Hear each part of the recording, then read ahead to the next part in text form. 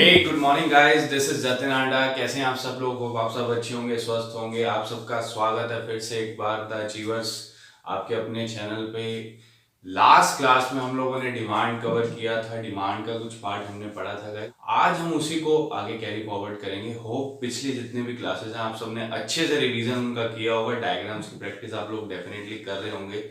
अगर by chance आपके exams near by आ रहे हैं और कोई ऐसा चैप्टर है, चाहे वो मैक्रो इकोनॉमिक्स से या माइक्रो इकोनॉमिक्स से या इंडियन इकोनॉमिक डेवलपमेंट या स्टैटिस्टिक्स, कहीं भी आपको कोई इशू है तो उसके लिए भी अलग से आप मेरे को मेल कर सकते हैं, मैसेज कर सकते हैं। डेफिनेटली उसके लिए भी मैं आपको हेल्प कर दूंगा। ये सीरीज जो चल रही है वो डेफिनेटली चलती रहेगी। इसके बाद मैक्रो इकोनॉमिक्स चलेगा। कोई भी जैसे इंपॉर्टेंट होते हैं चैप्टर, जैसे कि नेशनल इनकम हो गए, काफी सारे अदर चैप्टर्स हैं जो काफी इंपॉर्टेंट हैं, जो भी हम लोगों ने कवर नहीं करे। हम एक सीरीज से चलेंगे। तो अगर कोई ऐसा इंपॉर्टेंट टॉपिक आपको किसी में इशू आता है तो उसके लिए भी आप फ्री फील करके मुझे कभी भी मेल कर सकते हैं। आप मुझे टॉपिक का नाम बताइए, मैं उसके लिए भी आपको कुछ गाइडेंस दे दूंगा या पीडीएफ प्रोवाइड कर दूंगा। अगर पॉसिबल हुआ तो एक क्लास भी बना दूंगा। ठीक है गाइस, तो आज की क्लास शुरू करते हैं। लास्ट क्लास में हम लोगों ने डिमांड, आप लोग जानते हैं, जैसे कि शुरू कर दिया था। डिमांड के बारे में हम जान चुके हैं थोड़ा बहुत कि डिमांड कैसे वर्क करता है। जो कंज्यूमर की इनकम है वो कौन साइड है मान लीजिए, और प्राइस और जो क्वांटिटी डिमांड में कैसा रिलेशन है, वो दोनों में इन्वर्स रिलेशन रहता है। हम देख चुके हैं लास्ट क्लासेस में। Market schedule, individual demand schedule, ये दोनों हमने पढ़ा था। आज हम उसी को कैरी फॉरवर्ड करके पढ़ेंगे कि डिमांड और किस तरीके से वर्क करता है अलग अलग सिचुएशंस में जो भी मार्केट में होती हैं। रियल लाइफ के लिंक से हम उसको लिंक करेंगे, जैसे कि अभी तक हम करते हैं। तो गाइज हम कुछ इंपॉर्टेंट टर्म्स आज पढ़ने वाले हैं। कुछ 4-5 तरह के हम गुड्स पढ़ेंगे जो जनरली हम अपनी डे टू डे लाइफ में यूज करते हैं। चाहे वो नॉर्मल गुड्स हो, वो इंफीरियर गुड्स हो, लग्जरियस गुड्स हो, सब्स्टिट्यूट गुड्स हो, कॉम्प्लीमेंट्री गुड्स हो, किसी भी तरह के जो गुड्स हैं, हम वही, ये जो गुड्स की मैंने बात करी है, यही सब गुड्स हैं जो हम अपने जनरल लाइफ में यूज करते हैं। तो किस गुड को नॉर्मल गुड कहा जाएगा, किस गुड को इंफीरियर गुड कहा जाएगा, और किस गुड को हम लग्जरियस गुड कहेंगे, प्रीशियस गुड कहेंगे, या किसको हम सब्स्टिट्यूट कहेंगे, कॉम्प्लीमेंट्री कहेंगे, वो हम गाइस देख लेते हैं। क्योंकि ये सब टर्म आगे आपको देखने को मिलने वाली है। सारी टर्म्स आगे आपको फॉरवर्ड, जब हम इलास्टिसिटी डिमांड पढ़ेंगे या डिमांड के डिटर्मिनेंट्स पढ़ेंगे तो उससे काफी ज्यादा रिलेट हम कर पाएंगे। अभी हम इसको समझ लेते हैं पहले। तो गाइस सबसे पहले हम देखते हैं नॉर्मल गुड्स। तो these are those goods whose price effect is negative and income effect is positive। तो ऐसा क्यों कहा गया है? अब बेसिकली ना हम समझ लेते हैं। जो गुड्स हम नॉर्मली यूज करते हैं अपनी डे टू डे लाइफ में, अपनी इनकम के हिसाब से हम डेली उसको यूज करते हैं। एक हमारा स्टैंडर्ड है, हम जनरली उन गुड्स को यूज करते हैं, वो होते हैं नॉर्मल गुड्स। जब हम अपने स्टैंडर्ड से थोड़ा नीचे जाके कोई गुड्स परचेज करते हैं कि हमें वो नहीं मिला तो चलिए हम ये खरीद लेते हैं, तो वो गुड्स हम कह सकते हैं वो इंफीरियर गुड्स होते हैं, जो हम जनरली यूज नहीं करते हैं पर मजबूरी में हमको करना पड़ गया है। और एक तरह के गुड्स होते हैं कि जनरली हम यूज कर ही नहीं पाते, कि वो है ही इतने प्रीशियस। हम कोई लग्जरी कार खरीदना तो चाहते हैं पर उतनी हमारी इनकम ही नहीं है। तो जब वो हम कुछ अपनी इनकम से अबव अचीव कर लेते हैं तो वो हमारे लिए थोड़ा लग्जरियस हो जाता है। तो वो तरह के जो गुड्स होते हैं वो लग्जरियस गुड्स होते हैं। तो ये जस्ट मैं आपको नॉर्मल तरीके से बता रहा हूँ ताकि आप समझ पाएं कि गुड्स अलग अलग तरीके की कैसे हमारे डे टू लाइफ में कैसे हम उनको एक नेम देते हैं। ठीक है गाइस, तो these are those goods whose price effective negative. अब ऐसा क्यों कहा गया कि नॉर्मल गुड्स का जो प्राइस इफेक्ट है वो नेगेटिव होता है? तो गाइस जब कभी भी हमारा जो बजट है, अब हम एक क्वांटिटी पर्टिकुलर लेते हैं नॉर्मल गुड की जो डे टू डे लाइफ में, अब उसका प्राइस हाई हो जाएगा तो हमें मजबूरन वो नीचे क्वालिटी का गुड खरीदना ही पड़ेगा, क्योंकि उसका प्राइस हाई हो गया। जितनी हमारी इनकम थी, जितना हम उसे अफोर्ड कर सकते थे, उससे वो हाई चला गया, तो फिर हमें उसके नीचे क्वालिटी के गुड पे आना पड़ेगा। इसलिए जो नॉर्मल गुड का जो प्राइस इफेक्ट होता है वो नेगेटिव होता है। तो जैसे जैसे हमारी इनकम बढ़ती है तो हमारे लिए कुछ ऊपर वाले गुड्स या लग्जरियस गुड्स भी नॉर्मल गुड्स हो जाते हैं। जैसे हमारी इनकम कम है तो हम नॉर्मल किसी ढाबा पे खा लेते हैं या छोटे किसी होटल पे भी खाना खा लेते हैं। जब हम एक अच्छे इनकम के साथ हो जाते हैं, हमारी इनकम इंक्रीज हो जाती है, तो हम प्रेफर करते हैं 3 स्टार या 5 स्टार होटल में ही खाना खाएं। तो ये कुछ एग्जांपल हम ले सकते हैं कि पॉजिटिव इनकम इफेक्ट अगर बढ़ता है तो नॉर्मल गुड्स थोड़ा और हमारे लिए जो नॉर्मल गुड्स है उसका स्टैंडर्ड थोड़ा बढ़ जाता है, वो नॉर्मल हमारे डे टू डे लाइफ में हो जाता है। अब इन्फीरियर गुड्स की बात करें तो इन्फीरियर गुड्स के लिए मैंने आपको बताया था, ये थोड़ी हमारे जो स्टैंडर्ड ऑफ लिविंग से थोड़े नीचे गुड्स होते हैं। मान लीजिए आप नॉर्मली कोका कोला यूज़ करते हैं, तो किसी दिन आपको नहीं मिली तो आपको वो बॉटल, नॉर्मल छोटी बॉटल कैंस आती हैं कुछ, तो 10 रुपए की 15 रुपए की वो लेनी पड़ी। तो कह सकते हैं आप उसको एक एज अ इंफीरियर गुड कह सकते हैं। तो these are those goods whose price effective is positive and income effect is negative. तो ये बिल्कुल नॉर्मल गुड्स के अपोजिट होते हैं। इनका जो प्राइस इफेक्ट है वो पॉजिटिव होता है। जैसे ही इनके प्राइस बढ़ते हैं तो ये नॉर्मल गुड्स की जगह ले लेते हैं, और जैसे इनका जो इनकम इफेक्ट है वो नेगेटिव कैसे है, जैसे हमारी इनकम बढ़ेगी तो हम ऑब्वियसली घटिया क्वालिटी के गुड्स क्यों परचेस करेंगे, हम ऑब्वियसली अच्छी क्वालिटी के गुड्स परचेस करेंगे। तो इसलिए इनका जो इनकम इफेक्ट होता है वो नेगेटिव होता है गाइस।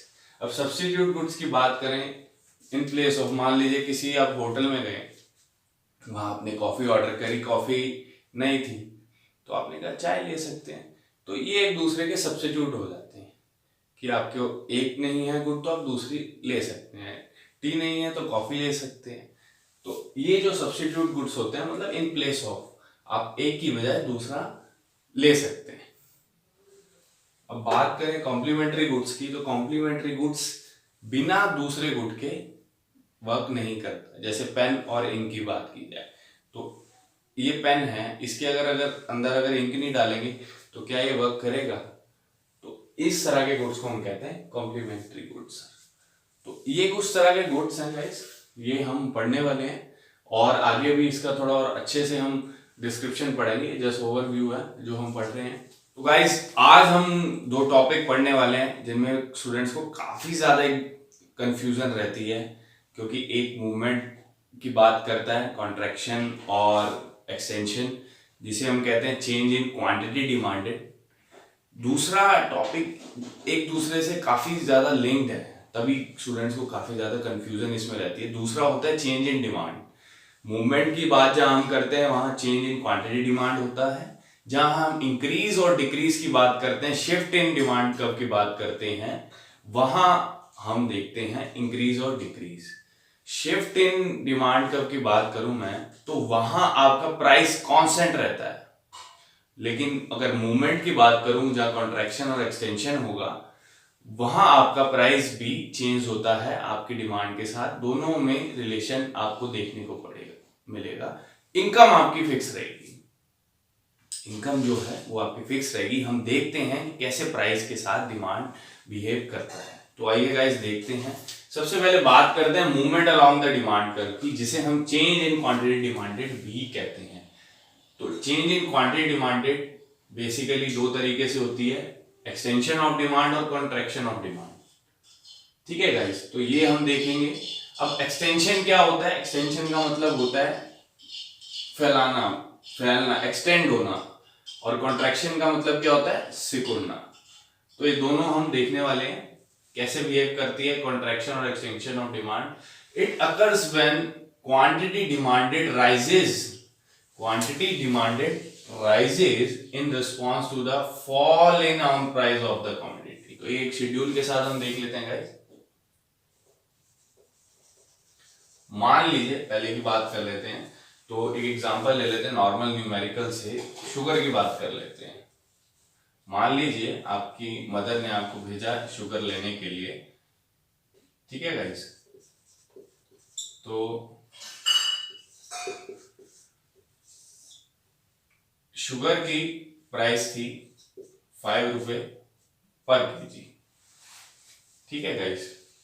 तो आपने उसे 1 केजी खरीद लिया, आपके पास 5 रुपए थे, 5 रुपए केजी शुगर की प्राइस थी, 1 केजी आपने ले लिया। अब शुगर की प्राइस डिक्रीज हो गई 1 रुपए से, तो आपकी जो इनकम है वो सेम है, इनकम जो है वो आपकी फिक्स है, सेम है। और जब आपकी प्राइस 1 होगी तो आपने उसे 5 kg ले लिया। तो एज अ न्यूमेरिकल हम इसको समझने के लिए ले रहे हैं कि जब प्राइस में डिक्रीज हुआ, प्राइस जब डिक्रीज हुआ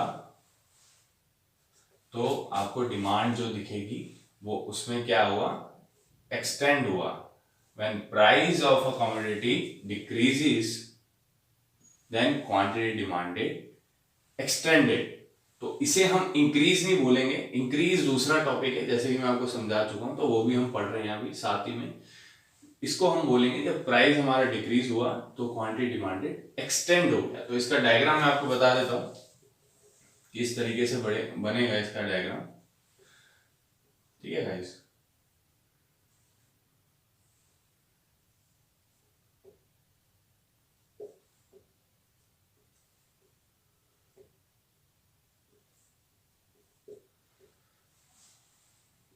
यहाँ हमारा प्राइस आता है y एक्सिस पे, x एक्सिस पे हमेशा हमारी क्वांटिटी है। ठीक है गाइस, जो कि मैं आपको पहले पिछली क्लास में भी बता चुका हूँ। जब आपका प्राइस 5 रुपए था तो आपने एक क्वांटिटी खरीदी, जब आपका प्राइस 1 रुपए हो गया तो आपने 5 क्वांटिटी खरीदी। ठीक है गाइस, तो जब भी आपको ये ऐसी सिचुएशन मिलेगी जहां प्राइस कम हो रहा होगा और क्वांटिटी इंक्रीज हो रही होगी, तो यहां आपको एक्सटेंड बनाना है डाउनवर्ड स्लोपिंग। तो एक्सटेंशन का कभी भी कर्व बनेगा वो डाउनवर्ड स्लोपिंग बनेगा। तो ये क्या दिखा रहा है हमें, ये दिखा रहा है एक्सटेंशन इन डिमांड। ठीक है गाइस, तो ये हमारी एक्सटेंशन इन डिमांड है। अब ऐसे ही बात कर लेते हैं कॉन्ट्रैक्शन इन डिमांड की। कॉन्ट्रैक्शन इन ऑफ डिमांड में जब आपका प्राइस 1 रुपए से 5 रुपए हो गया तो क्वांटिटी डिमांडेड आपकी 5 से 1 होगी। जो क्वांटिटी है ऑब्वियसली जब प्राइस बढ़ जाएगा तो आपको कम परचेज कर पाएंगे। क्यों? क्योंकि आपकी जो इनकम है वो तो सेम ही है, तो रियल इनकम जो है आपकी वो अभी भी 5 रुपए ही है। ठीक है गाइस, तो इस चीज का आपको ध्यान रखना है। इसमें जो हमारा कर्व बनेगा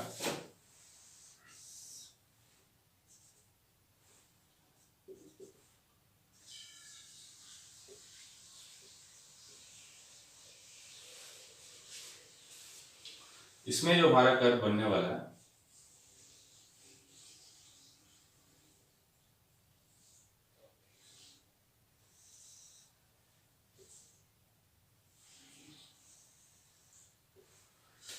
तो वो हमारा अपवर्ड स्लोपिंग बनेगा।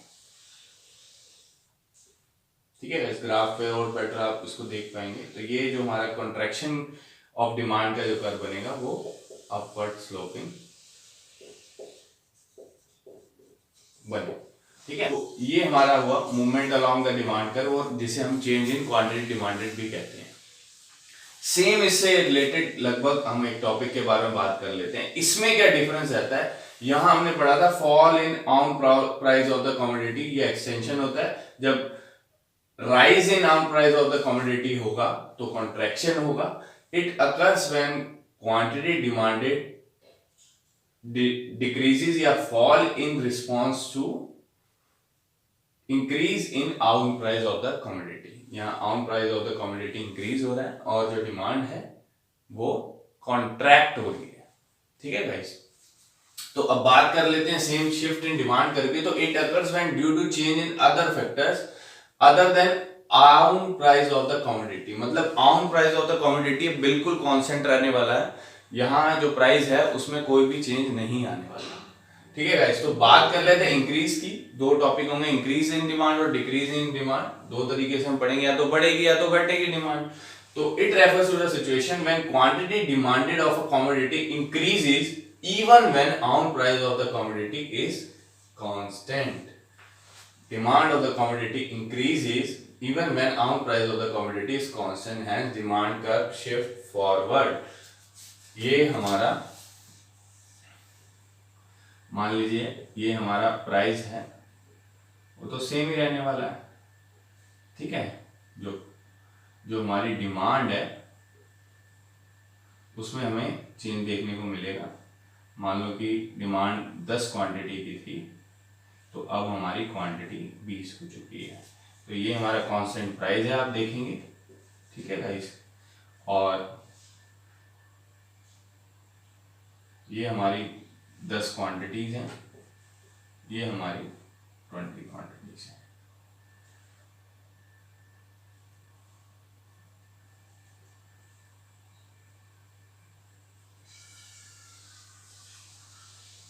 तो ये आपको इंक्रीज इन डिमांड देखने को मिल रहा है। यहाँ से यहाँ आपकी डिमांड एक्सटेंड हो चुकी है और प्राइस आपका कांस्टेंट है, ठीक है गाइस। तो यहाँ आपके प्राइस आएगा, यहाँ आपकी क्वांटिटी आएगी, ठीक है। ये आपकी वाई एक्सिस है, ये आपकी एक्स एक्सिस है।